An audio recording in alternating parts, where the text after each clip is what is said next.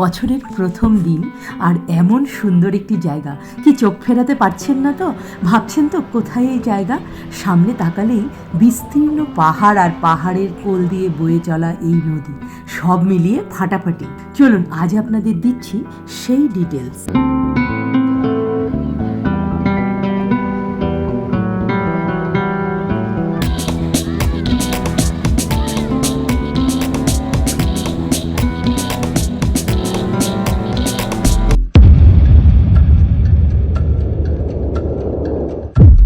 আজকে 1 জানুয়ারি, ঘরে থাকতে কার ভালো লাগে? যথারীতি আমরাও বেরিয়ে পড়লাম। দার্জিলিং মোড় পেরিয়ে আমরা এখন শুকনার কাছাকাছি। এমনিতেও এই রোডে এলেই মন ভালো হয়ে যায়। পাশের এই ফরেস্ট আর টয় ট্রেনের লাইন সত্যি দেখলেই মনে হয় যেন স্বপ্নের জগতে চলে এসেছি। এই রোড দিয়ে কতবার যে গেছি তিনধারিয়ার দিকে, তবে আজকে আমরা তিনধারিয়া যাচ্ছি না, আমরা যাচ্ছি শিলিগুড়ি থেকে প্রায় 25 কিলোমিটার দূরে দুধিয়াতে। শিলিগুড়ি থেকে মিরিকের দিকে এগোলেই এই দুধিয়া, এই তো চলেও এলাম দুধিয়া।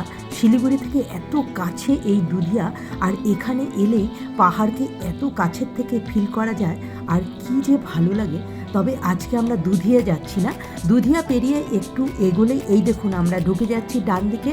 প্রায় 2 কিলোমিটার এগোতে হবে এবং কিছুটা ভালো আবার কিছুটা খারাপ রোড, মানে এই রাফ রোড দিয়ে একটু এগোলেই কিন্তু আমরা পৌঁছে যাব আজকে আমাদের ডেস্টিনেশন, আমাদের পিকনিক স্পট, সেটা হচ্ছে আপার দুধিয়া। এই তো চলেও এলাম পাহাড়ের কোলে, বেশ অনেকটা এরিয়া জুড়ে এই পিকনিক স্পট। সামনে তাকালেই এমন সুন্দর পাহাড়, আর পাহাড়ের কোল বেয়ে বয়ে চলেছে এই বালাসন নদী, সব মিলিয়ে অসাধারণ। এখানে শুধু পিকনিকই নয়, এমনি এসে একটু ঘুরে বেরিয়ে যেতেও কিন্তু খুব ভালো লাগে।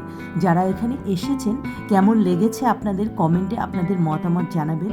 এই ভিডিওটি আপনারা কোথা থেকে দেখছেন, শিলিগুড়ি থেকে নাকি শিলিগুড়ির বাইরে থেকে? এতক্ষণ সঙ্গে থাকার জন্য আপনাদেরকে ধন্যবাদ। ভালো থাকবেন, বাই বাই।